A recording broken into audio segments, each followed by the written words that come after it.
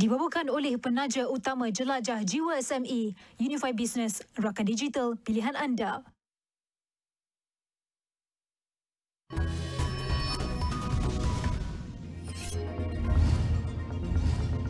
Perdana Menteri Datuk Seri Anwar Ibrahim dijangka berkongsi pengalaman dan suara ASEAN dalam menghadapi cabaran ketidaktentuan global pada sidang kemuncak kumpulan 20 G20 di Afrika Selatan Sabtu ini. Persiapan menghadapi monsun Timur Laut MTL bakal dibincangkan pada persidangan Dewan Rakyat hari ini. Semasa sesi pertanyaan-pertanyaan Menteri, Ahli Parlimen Gua Musang Muhammad Azizi Abu Naim meminta Menteri Kejeraya menyatakan persediaan kerajaan dalam memastikan jalan persekutuan dan cerun sentiasa dalam keadaan sempurna dan selamat semasa MTL. Kerajaan menetapkan harga runcit petrol RON 97 pada RM3.28 seliter dan diesel di Semenanjung Malaysia pada RM3.10 seliter bagi tempoh 20 hingga 26 November 2025 seiring dengan peningkatan harga minyak dunia. Sehebat mana pun Hana kat luar sana, kat rumah Hana tetap seorang isteri. Kena jaga nama baik suami. Turun Hana! Shampoo! Lambat. Meja masuk gosok semalam mana? Hana lupa. Lupa. Apa yang kamu ingat, nak? Ha? Hana penatlah. Kalau macam ni dengan kau, tak guna solat tahajud tiap malam. Kalau imam kau sendiri minta pun tak nak bagi. Mulai hari ini, kami satu family akan pindah duduk sini. Ini rumah Hana juga. Hana ada hak. Jangan cakap pasal hak, Nurin, Hana. Hana makin kurang ajar kan?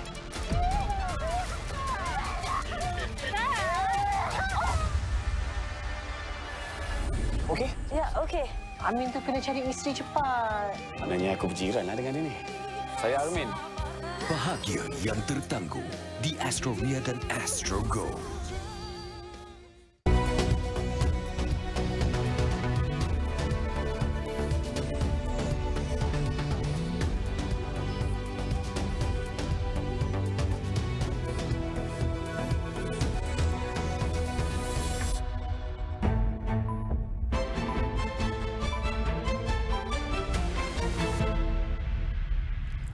Assalamualaikum dan salam sejahtera. Anda bersama saya Nabilah, Khaleeda dan ini Niaga AWANI. Seperti biasa pada jam ini kita akan berikan laporan berita bisnes kewangan ekonomi dalam dan juga luar negara. Namun kita mulakan dengan perkembangan ini. Perdana Menteri Datuk Seri Anwar Ibrahim dijangka berkongsi pengalaman dan suara ASEAN dalam menghadapi cabaran ketidaktentuan global pada sidang kemuncak kumpulan 20 G20 di Afrika Selatan Sabtu ini. Beliau yang akan diiringi Menteri Pelaburan, Perdagangan dan Industri Tengku Datuk Seri Zafrul Tengku Abdul Aziz dan Menteri di Jabatan Perdana Menteri Wilayah Persekutuan Datuk Seri Dr. Zaliha Mustafa dijangka tiba di Johannesburg pada 20 November sekitar jam 7 malam dari Addis Ababa, Ethiopia. Bersuruhjaya Tinggi Malaysia ke Afrika Selatan Datuk Bazlan Yusof berkata Anwar yang juga Menteri Kewangan akan mengetuai delegasi Malaysia dalam lawatan kerja berkenaan yang bermula 20 November hingga 23 November ini. Menurutnya ini juga merupakan lawatan julung kali Anwar ke benua Afrika selepas menyandang jawatan Perdana Menteri. Beliau berkata Anwar diundang menghadiri sidang kemuncak G20 yang bermula 22 November sehingga 23 November itu atas kapasiti Malaysia sebagai pengerusi ASEAN 2025. Katanya semasa sidang kemuncak itu, Anwar akan menyampaikan kenyataan negara pada sesi 1 bertajuk Inclusive and Sustainable Economic Growth, Leaving No One Behind, Building Our Economies, The Role of Trade, Financing for Development and the Debt Burden yang diadakan di sebelah pagi 22 November. Di sebelah petang pula, Perdana Menteri akan menyampaikan kenyataan negara pada sesi 2 yang bertajuk Resilient World, The G20's Contribution, Disaster Risk Reduction, Climate Change, Just Energy Transitions and Food Systems. Anwar kemudiannya akan menghadiri majlis makan malam pemimpin-pemimpin G20 yang dihoskan oleh Presiden Afrika Selatan Matamela Cyril Ramaphosa di Nasrec Expo Center. Pada 21 November, Perdana Menteri dijadualkan mengadakan kunjungan hormat terhadap Ramaphosa. Bazlan berkata ini selaras dengan hasrat Malaysia untuk terus meneroka kerjasama baharu dengan Afrika Selatan susulan pertemuan kedua-dua pemimpin berkenaan ketika sidang kemuncak ASEAN ke-47 dan sidang kemuncak berkaitan yang diadakan di Kuala Lumpur baru-baru ini.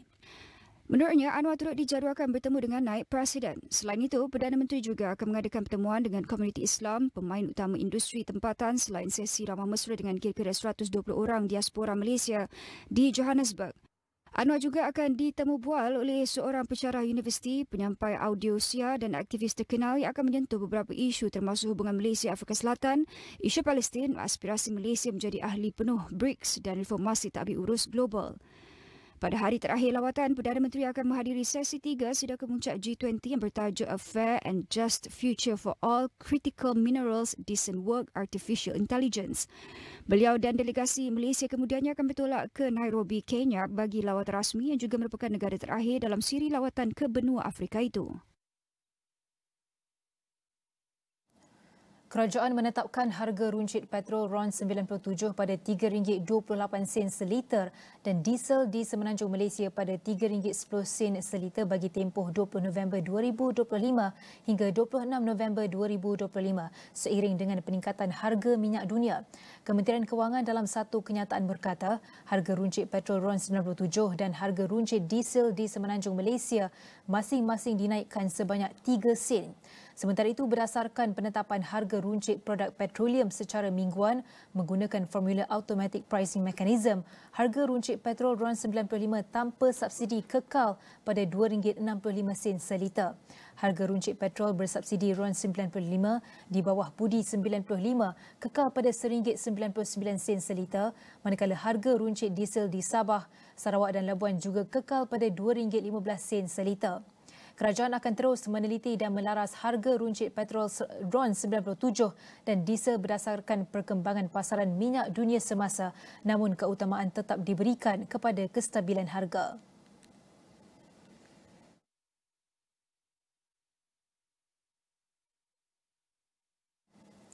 Jumlah jualan keseluruhan industri TIV sektor automotif Malaysia meningkat 30% kepada 75,992 unit pada Oktober 2025 daripada 58,490 unit pada September, mencatatkan bulan tertinggi setakat tahun ini. Menurut Persatuan Automotif Malaysia MAA, peningkatan TIV tersebut terutamanya dipacu oleh tindakan orang ramai yang pantas membeli kenderaan elektrik berkuasa bateri BEV yang diimport sepenuhnya CBU. Pembelian pantas itu berlaku selepas pengumuman Belanjawan 2026 mengenai tamatnya pengecualian cukai bagi CBU BEV pada penghujung Disember tahun ini. Ia berkata pertumbuhan tersebut turut disokong oleh kempen promosi akhir tahun yang agresif oleh syarikat automotif. Namun MAA memaklumkan TIV setakat tahun ini 2% lebih rendah, iaitu 655,328 unit daripada 667,568 unit pada tempoh yang sama 2024. Dari segi tahunan, TIV pada Oktober 2025 7% lebih tinggi, iaitu 75,992 unit, terdiri daripada 70,321 kenderaan penumpang dan 5,671 kenderaan komersial daripada 71,685 unit pada bulan yang sama tahun lepas. Bagi pengeluaran, sebanyak 65,226 unit dihasilkan, termasuk 61,192 kenderaan penumpang dan 4,034 kenderaan komersial daripada 71,878 unit setahun yang lepas. Memandang kehadapan, MAA berkata, momentum jualan semasa dijangka berterusan pada November 2025.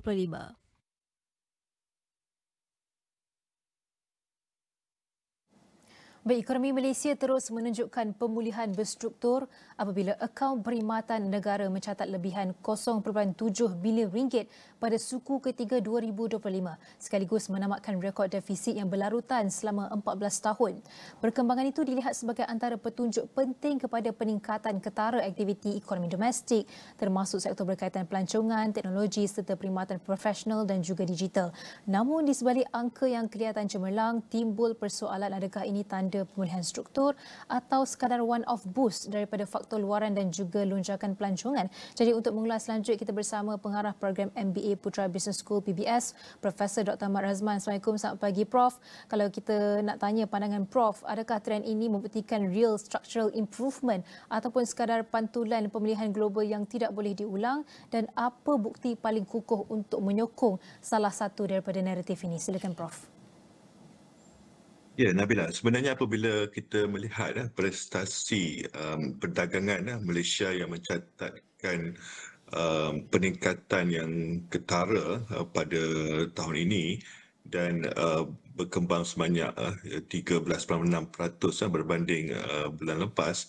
Ini sebenarnya bukan hanya satu anomali, tetapi kita kena melihat secara keseluruhan ekonomi negara kita memang menunjukkan peningkatan ataupun prestasi yang terbaik dari pelbagai sudut.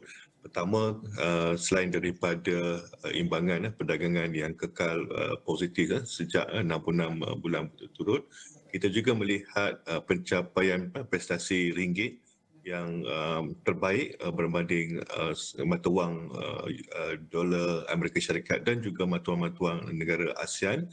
Dan kita juga melihat peningkatan FDI untuk suku ketiga tahun ini berjumlah lebih daripada 8 bilion. Dan semua ini sebenarnya menyumbang kepada peningkatan ekonomi sehingga baru-baru ini Bank Negara Malaysia mengumumkan bahawa peningkatan KDNK pada 10 tahun ketiga kita lebih kurang 5.2%.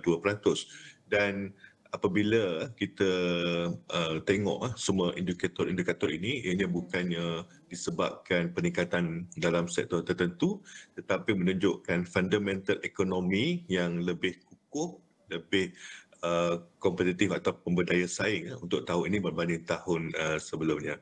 Jadi fundamental ekonomi itu yang lebih kukuh dan juga lebih berdaya saing, itu adalah antara pemacu kepada peningkatan dan juga lonjakan angka ini. Tapi kalau kita lihat juga antara analisis ada menyebut antara pemacu adalah lonjakan ketibaan pelancongan terutamanya dari ASEAN yang disebut sebagai penyumbang dominan kepada lebihan ini. Jadi pada pandangan Prof, adakah sebenarnya terlalu bahaya kalau Malaysia terlalu bergantung kepada pelancongan untuk mencatat lebihan dan juga menandakan model ekonomi perkhidmatan Malaysia masih low complexity sebenarnya? Apa pandangan Prof? Kita memang menyambut baiklah apa kedatangan pelancong yang menunjukkan peningkatan sejak tahun lepas meningkat begitu ketara sekali, dan sebenarnya mereka menyumbang kepada kekukuhan ringgit kerana apabila mereka datang sini, mereka menukarkan mata wang mereka kepada mata wang ringgit dan mengukuhkan ringgit. Apabila ringgit kukuh, ia juga membantu kita untuk meningkatkan lebih banyak pembelian import yang seterusnya menyumbang kepada lebih banyak ekspor. Kalau kita lihat kita punya ekspor dan import ni, kita import barang integrated circuit, elektronik dan electrical, dan kemudian kita juga ekspor juga. Kita datang sini, kita pasang-pasang komponennya, kita jual. Dan kita tidak boleh kata menjadi kompetitif kalau kita tidak mempunyai kelebihan tertentu dari segi kekukuhan ringgit dan juga pelaburan yang masuk. Dan semua ini didorong oleh juga sektor-sektor seperti pelancongan yang menunjukkan bahawa kita tidak terlalu bergantung kepada sektor tertentu, tetapi setiap sektor itu mempunyai peranan dan sumbangan masing-masing. Dan jika kita mempunyai kepelbagaian sektor, maka kita tidak mudah terkesan dengan apa saja ketidaktentuan global. Jadi saya melihat walaupun sektor pelancongan dilihat melonjak tinggi, tetapi sekarang ni kalau kita lihat sektor yang masih utama masih sektor perkhidmatan dan juga manufacturing ataupun pembuatan. Oleh itu, dan juga komoditi. Oleh itu kalau kita lihat jika berlaku sesuatu pada pelancongan kita, tidak semestinya ekonomi kita akan terjejas teruk sebab kita memang agak kata diverse dari segi ekonomi kita. Jadi tak perlu risau di situ. Tapi di sebalik angka ataupun trend yang positif cemerlang ini, Malaysia dilihat masih import banyak khidmat profesional ataupun yang bernilai tinggi seperti contoh ICT, engineering dan juga yang profesional. Jadi mengapa jurang kebergantungan import ini masih besar pada pandangan Prof, dan apa yang menghalang Malaysia membina ekosistem perkhidmatan bernilai tinggi? Adakah mungkin dari segi bakatnya ataupun dari segi regulasi yang kita ada sekarang ni, ataupun kurang dari segi skala industri yang menyebabkan kita tidak mampu nak mengurangkan import perkhidmatan ini, Prof? Ya, ini satu cabaran yang masih lagi kita berdepan dan belum sepenuhnya dapat menyelesaikannya, iaitu dari segi bilangan pekerja berkemahiran tinggi dan sederhana yang makin kurang, dan juga masih lagi bergantung kepada tenaga luar untuk mengendalikan teknologi di negara kita. Apabila kita lihat isunya bukan kerana rakyat kita tidak cukup mahir, tetapi peluang itu sendiri. Apabila pelaburan masuk, kita harus sekarang memilih kepada teknologi yang tinggi dan juga membolehkan berlakunya pemindahan kemahiran atau pengetahuan, dia panggil apa, knowledge transfer.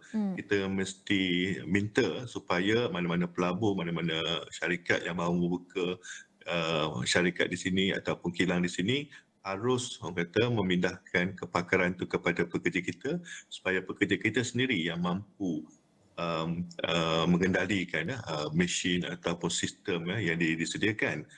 Satu isu utama yang harus ditangani di Malaysia, walaupun kadar pengangguran semakin rendah 3% sahaja, jumlah tenaga kerja meningkat sehingga 17 juta, tetapi isu mismatch iaitu graduan yang berkelayakan, yang punya kelayakan akademik tinggi tetapi terpaksa bekerja yang berkemahiran rendah ataupun sederhana yang tidak sesuai dengan kelayakan mereka. Mismatch ini masih berlaku dan inilah yang harusnya ditangani dengan segera. Tapi kalau apa pun kita lihat angka ini satu kejayaan walaupun ia berlaku pada satu suku selepas 18 tahun berada di defisit. Tapi dalam penilaian Prof sendiri, apa leading indicators yang perlu diperhatikan untuk menentukan sama ada lebihan ini boleh bertahan ataupun kekal mampan dan bukan hanya seasonal, Prof? Sudah tentu kita mahu memastikan ekonomi kita sentiasa berdaya maju dan mencatatkan lebihan pendapatan yang membolehkan kita mempunyai hasil dan juga result yang cukup tinggi untuk keperluan masa hadapan. Oleh itu saya melihat apa yang penting ialah untuk memperkasakan ekonomi domestik supaya kita tidak terlalu bergantung kepada pasaran global. Kalau kita lihat dari segi kebangunan makanan, kita masih rendah. Kalau kita lihat dari segi bagaimana kita mahu meningkatkan perdagangan kita dengan negara ASEAN, masih lagi ada banyak potensi. Dan apa yang telah kita lakukan sepanjang tahun ini dengan kepengurusian ASEAN, kita telah masuk dalam pelbagai perjanjian perdagangan, bukan sahaja RCP, CPTPP, malahan BRICS pun kita mahu jadi ahli penuh.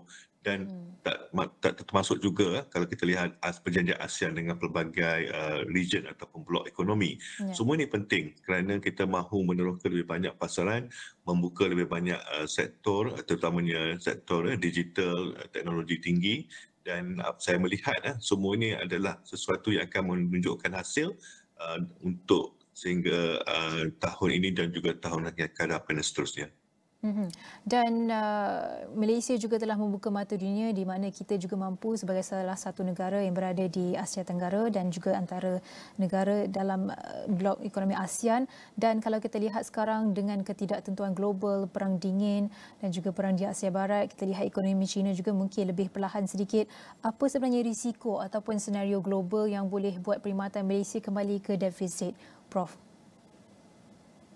Okey, sekurang-kurangnya ada juga ketidaktentuan yang kita berjaya tangani. Sebagai contoh, kalau di Amerika Syarikat apabila Presiden Trump selalu mengenakan tarif ataupun peraturan yang berubah-ubah, apabila kita mendatangi perjanjian dengan Amerika Syarikat baru ini, sekurang-kurangnya benda itu kita sudah stabilkan. Dan pada masa sama, kita tidak juga melupakan rakan-rakan yang lain. Kita juga mendatangi perjanjian dengan China dan juga GCC dan juga semua rakan-rakan dagang lain utama. Oleh itu, apabila kita sudah kata ada perjanjian, sekurang-kurangnya ketidaktentuan dari segi polisi dasar sudah orang kata tidak perlu kita risau sangat. Apa yang kita perlu fokuskan adalah apa lagi isu-isu yang bersifat kata black swan maknanya berlaku sesuatu yang tidak dijangka macam COVID tu lah. Tetapi saya tak yakin apa benda macam itu akan berlaku lagi. Jadi apa yang kita perlu fokuskan lagi adalah pemerkasaan ekonomi tempatan, kestabilan politik yang pelabur amat letak dalam orang kata kategori yang penting lah apabila membuat keputusan untuk melabur. Ini terbukti apabila 2-3 tahun politik kerajaan kita stabil, FDI memang masuk dengan pesat sekali dalam setiap suku tahun. Tapi Prof, dalam berberakikan 1 minit je lagi atau lebih kurang, mungkin sedikit jangkaan untuk tahun hadapan, sebab tahun hadapan kita ada banyak pilihan raya negeri dan kita juga ada tahun melawat Malaysia dan sebagainya. Jadi bagaimana jangkaan Prof untuk lebihan perkhidmatan ataupun jangkaan perdagangan untuk memasuki tahun 2026 ni? Sedikit daripada Prof. Okey, saya melihat prestasi ekonomi negara akan terus mengembang seperti ramalan Bank Negara. Mungkin tak setinggi tahun ini tetapi sekurangnya melebihi 4% dan kita akan kekal berdaya saing dengan kelebihan yang ada sekarang iaitu ringgit yang semakin kukuh dan juga lebihan pendapatan serta positif. Pada masa yang sama, walaupun tahun depan ada pilihan raya negeri tetapi pilihan raya general election tu 2 tahun lagi, maka saya lihat kestabilan politik itu masih wujud dan dengan komitmen kerajaan dalam belanjawan 2020 sebelum ini yang dibentangkan bahawa dengan membanteras ketirisan, pembaziran dan rasuah, saya yakin peluang untuk ekonomi kita berkembang tahun hadapan akan kekal cerah. Baik, itu adalah siri rangkuman dan juga jangkaan daripada Profesor Dr. Ahmad Razman dari pengarah program MBA Putra Business School PBS. Sekali lagi kita terima kasih diucapkan dan segalanya akan kami rangkumkan dalam semua platform digital Astro AWANI dan juga astroawani.com. Pada waktu ini kita akan berhenti rehat seketika dahulu, tapi sebelum itu kita akan lihat dulu perkembangan dari World Economic Forum.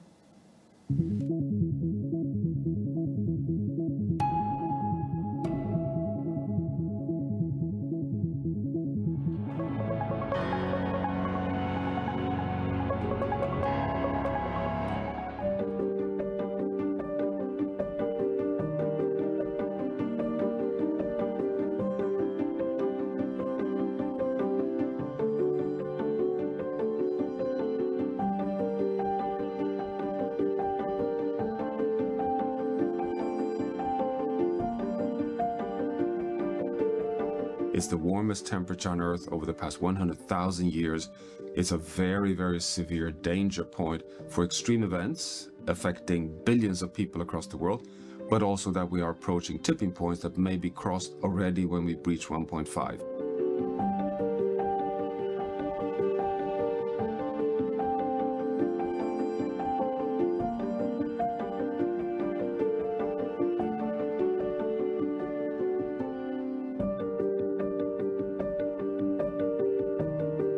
That will be message number 1.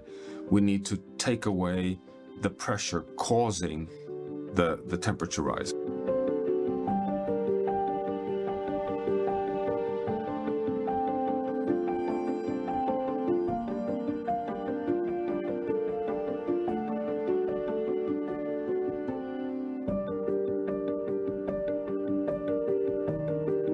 We have unfortunately pumped out so much fossil fuels, so many greenhouse gases, caused so much heat in the system, we have so much warming in the pipeline that we have to remove carbon from the atmosphere. We have to start investing at scale in carbon removal technologies.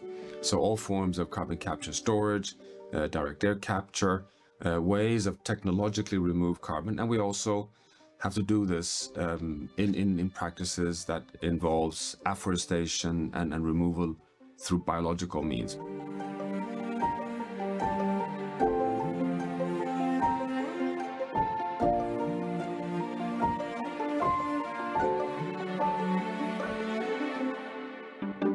We have to take a planetary approach and realize that managing the ocean in a sustainable way, forests, wetlands, peatlands, agricultural lands are absolutely critical to be able to continue storing carbon and even absorbing carbon to help us cool the planet to come back once we've released the pressure from fossil fuels.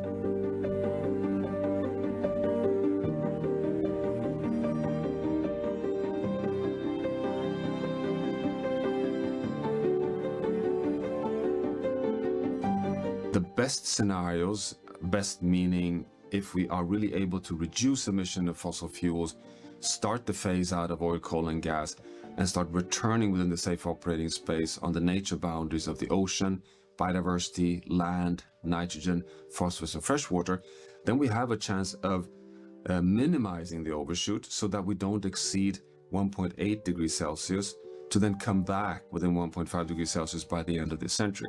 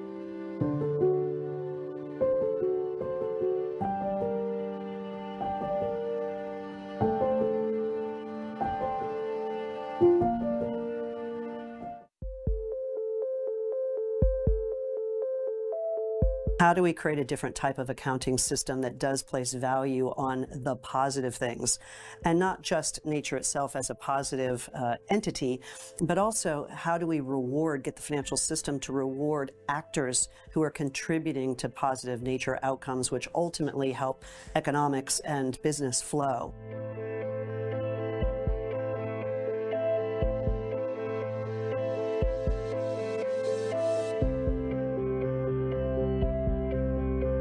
how much of our businesses rely on a healthy functioning ocean in order for their business continuity.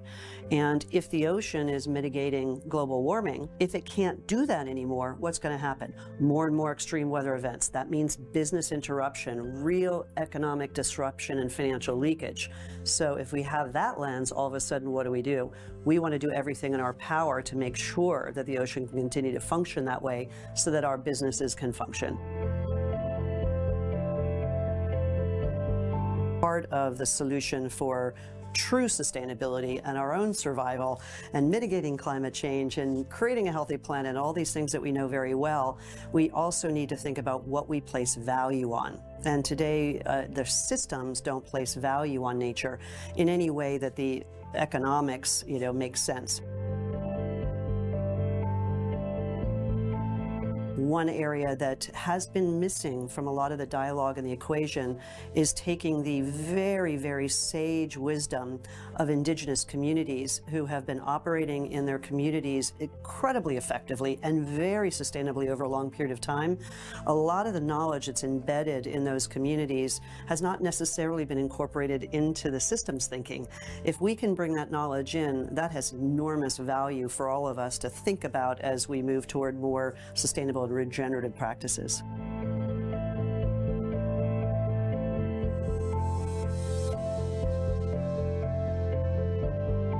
Solar is such a perfect example. I used to finance, way back in my day, the early IPOs of the solar world, and you needed different types of financial incentives, including governments, to buy what we call the offtake. That was the only mechanism that you could get to make that work.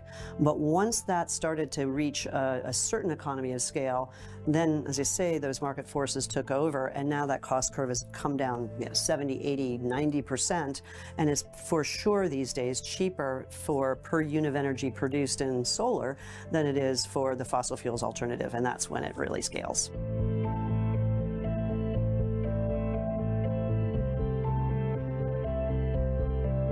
When we're thinking about, say, nature finance or a systemic change, a lot of that's a long game, right? It isn't a quick return. And we need more patient mechanisms and forms of finance to augment the more traditional sources. In other cases, the upfront investment is such that we need a different form of finance, catalytic capital, which isn't requiring an immediate rate of return that's market-based upfront. Or there might be another alternative where we do need maybe just slightly less than market rate of return financing. This is the notion of blended finance, where you get these different pools of capital together. When you blend them together, what you're doing is you're bringing down the cost of capital and making something that wouldn't be economic all of a sudden economic.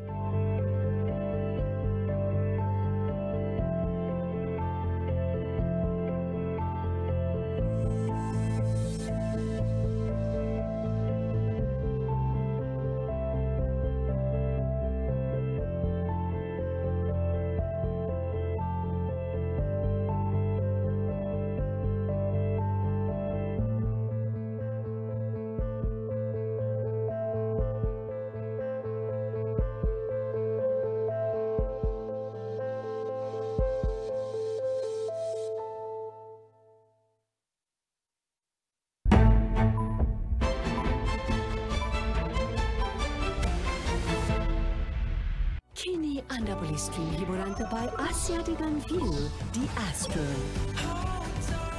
넌 지금의 날 보면 뭐라고 할까? Cerita yang meraihkan kita. Karya yang dekat di hati kita. Kita tak balik istana. Stream semuanya di sini. Kan? Happy bila terbedih. Pelanggan Astro kini boleh stream view pada harga istimewa. Add-on melalui aplikasi My Astro. Tariffs on imports of products from China reaching up to 145%. Tariffs on the rest of the world are sitting at 10%, with the potential for reciprocal tariffs to be reimposed within 90 days. Kunjungan rasmi Presiden China ke Malaysia ini menunjukkan komitmen kedua-dua negara untuk meningkatkan hubungan diplomatik ke tahap yang lebih strategik.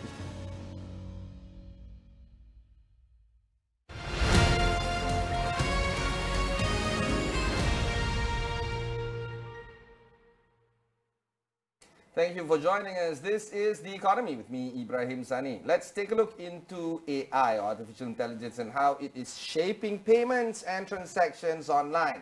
Very recently, Adyen Payments have just issued a report showing that 58% of Malaysians now use artificial intelligence to shop, surpassing global average. While this may come as to no surprise to our audience, it's also trying to understand a little bit better in terms of why this situation is currently happening, and at which segment and sector that is most impacting, and how does this relate to you, and perhaps how can you leverage on this trend and see how you can grow your own enterprises and businesses together.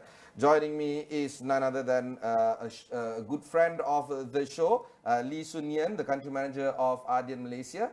Sun Yen, let's talk a little bit more in terms of the report that we just saw. It shows that Malaysian shoppers are increasingly embracing AI, and this is well ahead of the global average, where only 37% of consumer reports using AI in their shopping journey, against 58% of Malaysians. That's nearly a third. Yep. So what classifies the concept of using AI to shop? Let's start off with that first. Yeah, I think before we talk about how AI is helping, right, maybe we take one step back and say, what do consumers want?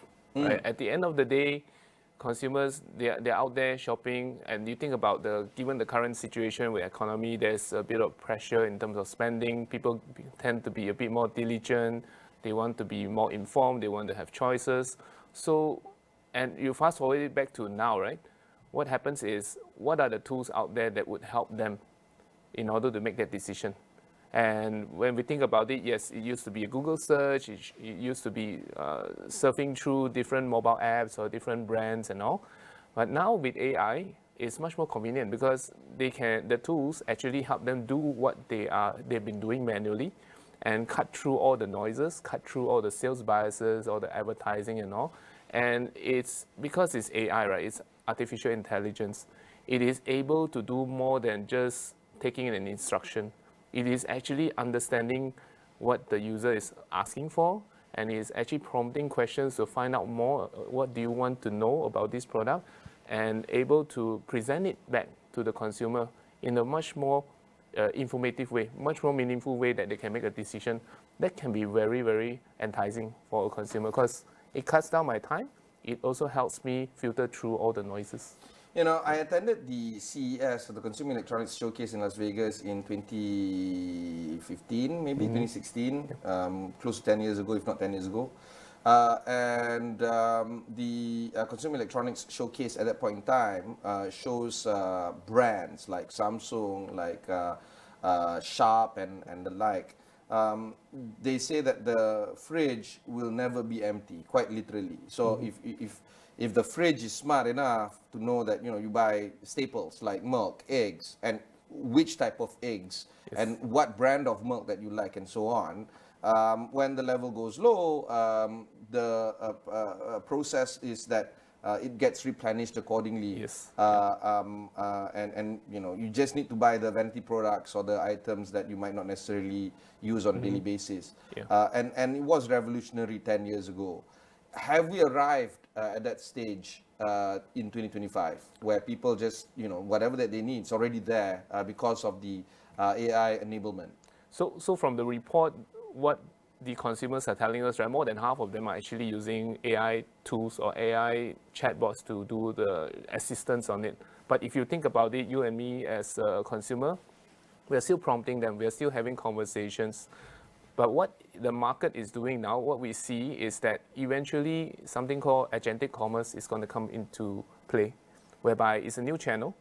We talk about what happened in the past, whereby first we have physical stores, and then online shopping came, and then marketplaces like Lazada and Shopee came, and then brands started building their own mobile app to engage with the customer better. These are basically all different sales channels that interact with consumers in different ways, but not necessarily different. They are serving them, right? They're serving them, they are actually serving the purpose that the consumers are looking for. I'm trying to find a certain product, I'm trying to find it at the best offer, I'm trying to make sure that I can check out and get the products in the way that I want. Either I'm going to go into the store to buy it and try it, or I'm going to buy online and have it delivered to my house at my whichever convenience I'm looking for. I'm assuming agentic commerce is actually an extension or a subset of agentic AI, where artificial intelligence tools can actually set goals, set directions, step-by-step processes with minimal human intervention. So it's part of that element of... Eventually, it's going to get to this other sales channel whereby if you see a lot of people interacting with the chatbots, then companies want to think about, hey, how do I bring that shopping process into that chatbot, right? So that's where agentic commerce will happen. Regardless of what platform a consumer is using, it could be different AI tools, it could be AI tools that's provided by the retailer brands themselves, but they will try to complete the transaction within the same channel. So, how do we address skepticism and suspicion on the backdrop of hallucination as well? And while we understand that the tools are there and the remarkable efforts that it can achieve, there's still a huge element of it's not distrusting AI. It's like, I want milk, but the AI assistant goes and buys me, you know, goat milk instead of cow milk. You know, it's these kind of things. It is. I recall one of the movies whereby an AI robot became a caregiver in the house, and the owner actually tweaked a bit of the settings to give them more autonomy, right? They ended up making decisions that the owner didn't want. So I think, but that's fiction, right? But again, this is possible if it's not managed properly. So I would say if consumers and businesses are embracing AI, so would fraudsters and scammers as well. So this is a technology for all. So again, I think what businesses need to do is to ensure that they don't just 100% outsource it to AI to handle the things. Businesses need to continue to be in control. So take for example, if between you and me there's a AI agent that's doing the communication, right? As a business, I want to make sure that I do not lose that relationship with you. I still need to know what are your preferences. I still want to be in communication with you. So again, there needs to be a framework around this. The other part is also when handling payments, right? If you talk about the example of the fridge, and if that fridge is connected to Amazon, so it's going to do the order for you, and the next day you see this fresh milk being delivered to your house and all, you're giving a lot of autonomy to the AI agent to do all these decisions for you. So again, I think there needs to be a framework. So businesses need to know that whatever framework they're building or whatever AI initiative they're doing, they need to continue to ensure that they are providing consumers the trust. They are still in direct relationship with the consumers, and they are still in control in terms of how they want to serve the customer. The AI tools that they're using is just a means of enabling it in a much better way. So I guess the payments aspect is also a tools to achieve those means, and will be integrated in the process. If you talk about agentic commerce, it's just part of step number 10 or whatever inside the whole value chain. And in the whole value chain, right, I think payments sometimes is really underrated, but payments is the most important piece, mainly because if I have decided to buy something, I am at the checkout page, I'm lining up at the counter, it means that I've decided. The only thing that's standing between me and that product is a failed transaction or failed payment. So again, payment is important, right? It's I think from the research as well, we found that consumers say there's more than half of them actually say that they will actually drop off if the checkout process takes too long. I'm one of them, lah. Yeah, me as well, even, right? I mean, we're rational consumers, I suppose. We've seen what other companies, many companies in the market is capable of. So the moment the other company is behind, we know there's something better. So that's where the expectation is. The speed of things is important. The loading, even the loading page in your website, if it loads too long and eventually become a red color decline, it's also not good for experience. I think most of them say that, hey, if it's taking too long, or I can't pay in the way that I want. For example, one day I decided to use Touch and Go, the other day I decided that I'm going to use my credit card because of points. And if those options are not available, they are very likely to drop off. So yeah. Let's take a look into consumer behavior changes. Right at the turn of the century, people were very highly skeptical and suspicious of checkout counters online. Yep. And I still remember, in my early days of university, being a university student, we had a more laissez-faire attitude, and we just adopted the kind of payments online. And pioneer websites like Mudah and Lelong and the like were the first movers in terms of integrating payment systems on their user interface for us to interact with. Yeah. That has long gone. Yep. I think our people are now very comfortable with online payments, and then with payments like Apple Pay and the like, with biometric verification. It's rather seamless and highly secure, much more secure than carrying cash in your wallet and walking around with it. Yeah. But it took some time for the consumers to actually adopt that. But considering that number in Malaysia, 58%, which means more than half, or at least close to a third now, 2/3 now. Is Malaysia as a society adopting AI, not just for commerce and payments, but is adopting AI much faster and less friction compared to other markets? Yeah, indeed. I think from the survey, it does show that our average is higher than the whole APEC, all the countries in APEC that we actually surveyed. So that says one thing, right, which is we are very tech-savvy consumers. Not just consumers, but on our day-to-day, right? Take, for example, in China, there's an example whereby they skipped the whole evolution of going into a computer, right? They went straight to the mobile. So I think in many countries, so Africa as well. Indeed, yeah. Because it's much more easier, and then the tech actually got they just imported this, in, right? The laptop and the iPad. They just went straight to mobile. So in Malaysia, I think when we go through adversary, then we're going to evolve, right? So imagine through the whole lockdown days, whereby things were hard, right? We moved from paying cash to QR codes.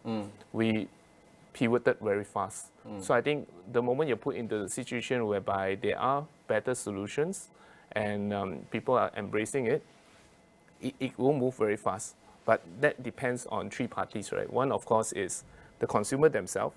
They have to continue educating themselves, right? When we talk about Mudah, once you met a few more sellers, then you know how to do your due diligence much better, right? The businesses, right? What kind of infrastructure they are doing to ensure that the safety and security is there, the trust is there, right? The PDPAs and all. And then the other thing we say, also government played a very big part in terms of pushing digital payments, putting out framework. We talk about scams. They have set up committees and also hotlines and all. It requires the whole ecosystem to move together. And we came a long way from where we were like 10, 15 years ago as a nation when it comes to digital payments.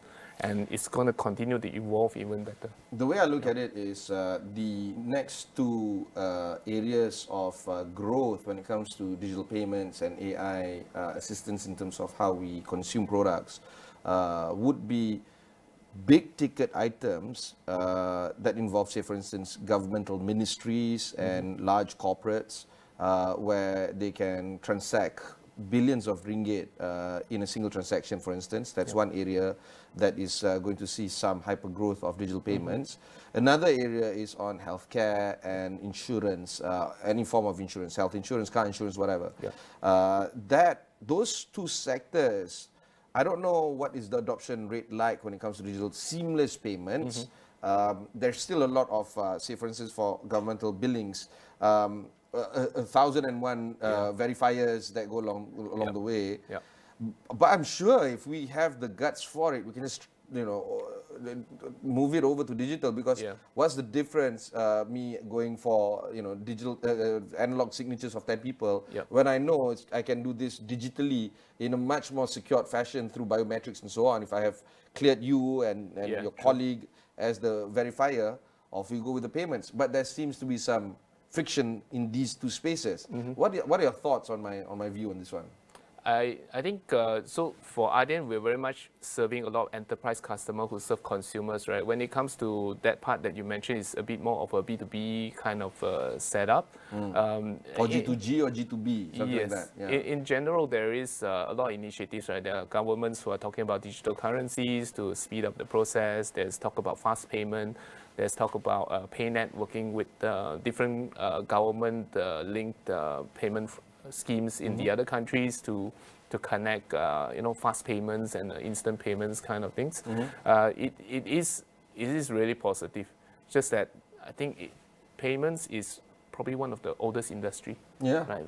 I think even before there was technology, people were, in the market, in the wet market. You mean like buttering? Yes, buttering. Like 1 bushel of apple versus 1 cow, something like that. So it takes a lot of effort to basically move these infrastructures, right? And it takes a lot of effort from different parties, right? From government to the businesses, as well as the consumers as well, as per what I mentioned, to basically move together and move up. It will come. Basically making payments much faster, more seamless.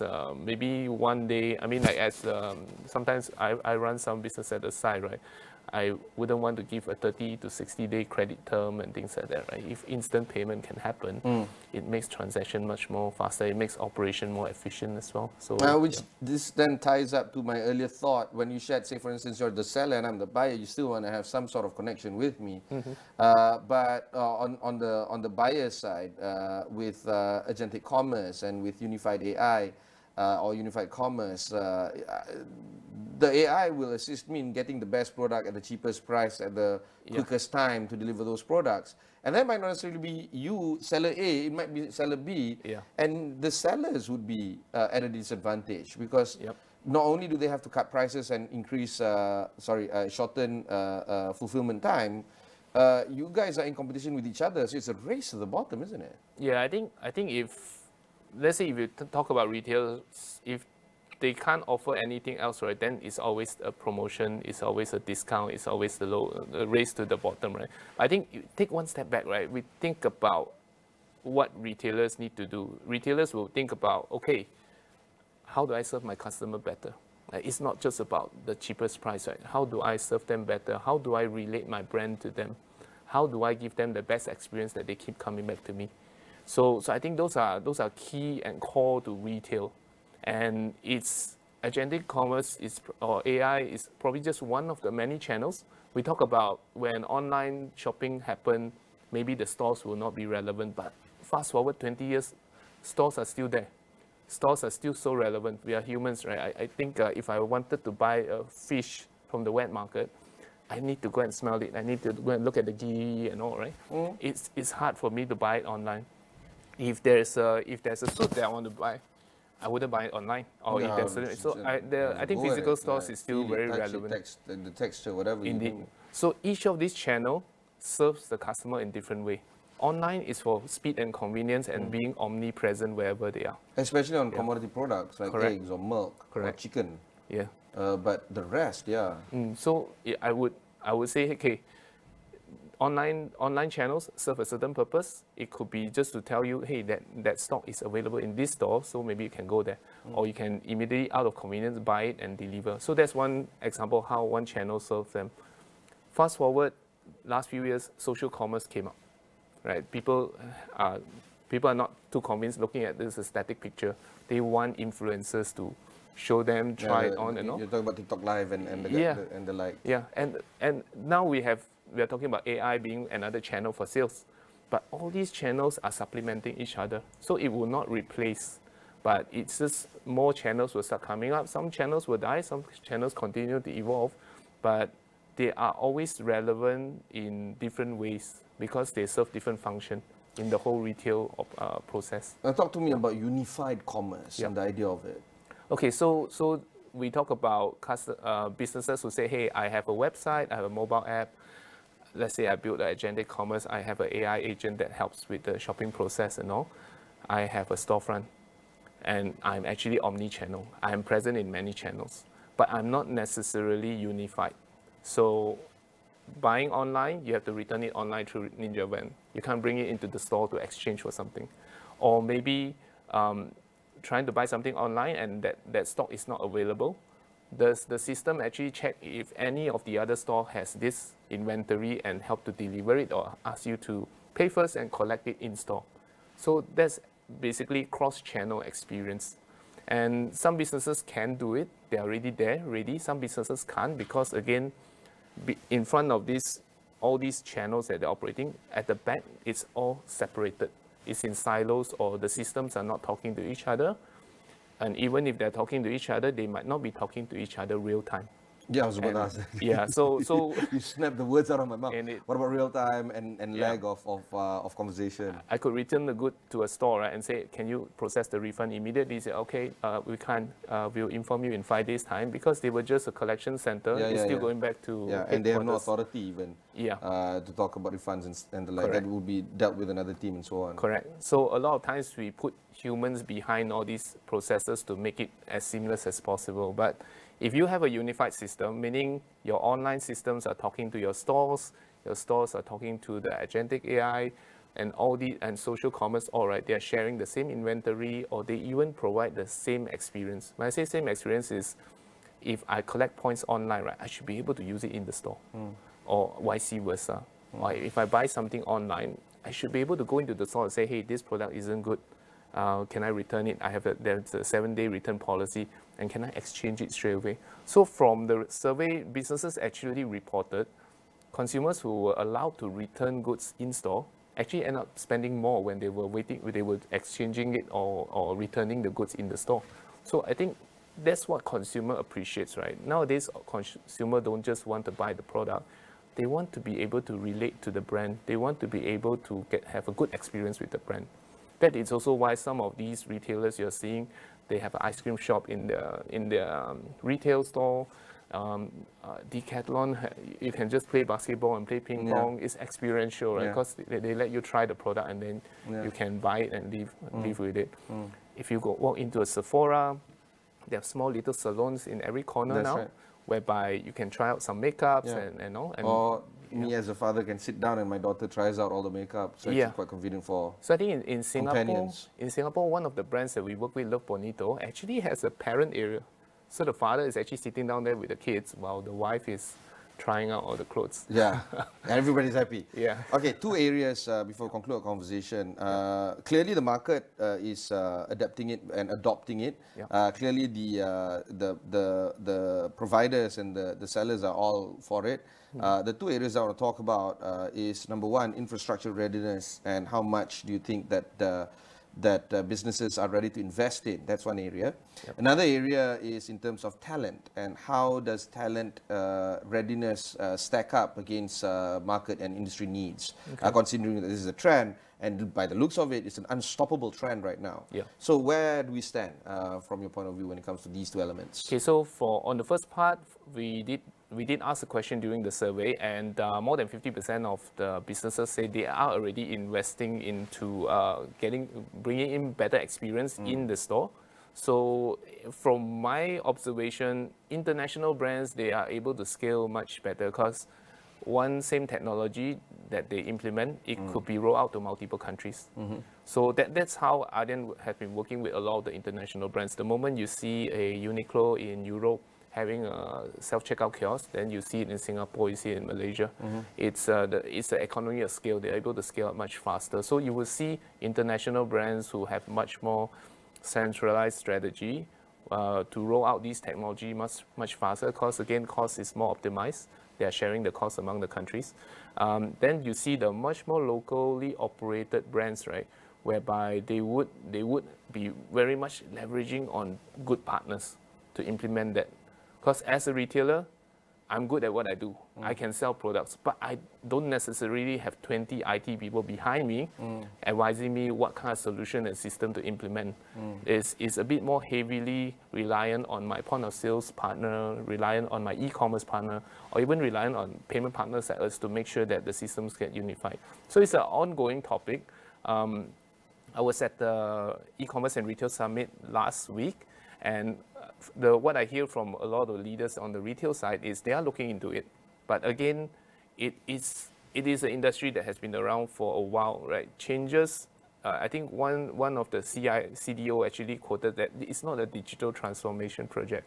is actually a business transformation project. Everything we change on the system impacts our people, impacts our operation, impacts every part of the business. So cost structure, you name it, yeah. So I think the advice is not to look at it as an IT project anymore. It's more like a business transformation, right? How do you want to serve your customer in the future, or how do you want to serve your customer in the next 5 years? That initiative had to start now, and it can start in very small ways, whereby different parts of the system gets changed. Retraining and repurposing of your frontline staff is important. I think a lot of the store staff who join enjoy serving customer rather than learning how to manage a point of sale system or learning how to troubleshoot the payment terminal and all. Their forte is basically serving the customer, understanding the product, advising them. So I think they will appreciate it the moment technology comes into play, whereby it helps to streamline operations. It helps to serve customer better by, I think real-time data is something that we see going to happen much more in future. You can see there's a lot of digital initiative to implement e-invoice the last couple of years. So that you will also start seeing a lot of retailers moving their solution from being on-prem to being more cloud-based. And when it's cloud-based, real-time data flow is much more possible. And the talent element? And on the talent side, I think I would say on AI is still very new, right? We do need to invest into more people with AI expertise, right? And I think regardless what kind of resources we have or we don't have now on the retail sector or on the payment sector, what's important is to have people who are passionate about it. They understand how they want to serve the customer. Because at the end of the day, technology, whether it's AI or just operational efficient systems and all, is here to serve a purpose.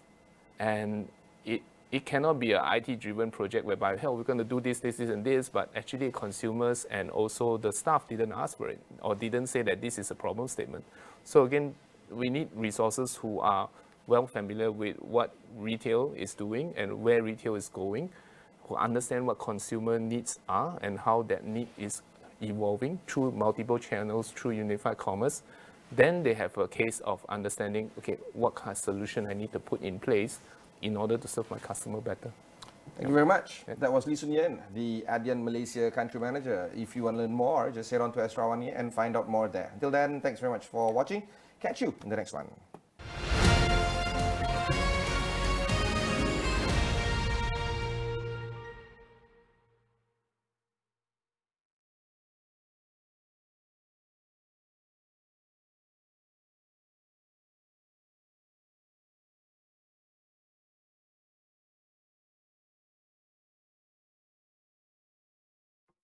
Dibawakan oleh penaja utama jelajah jiwa SME, Unified Business, rakan digital pilihan anda.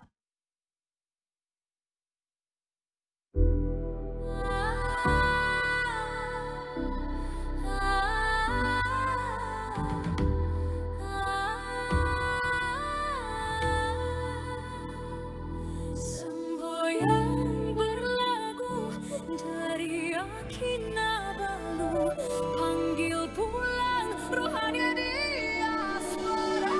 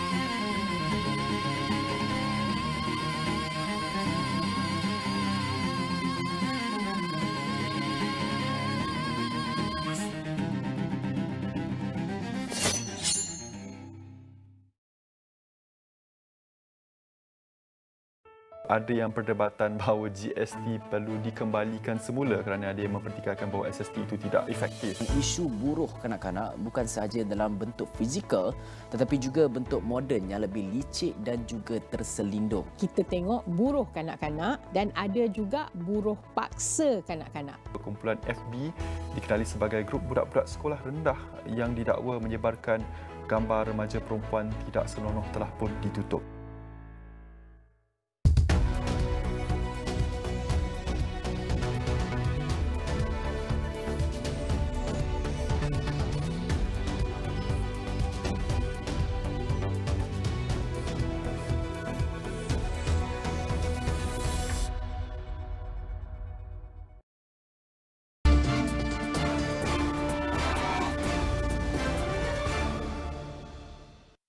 Dan hijau agar mampu bersaing di peringkat global.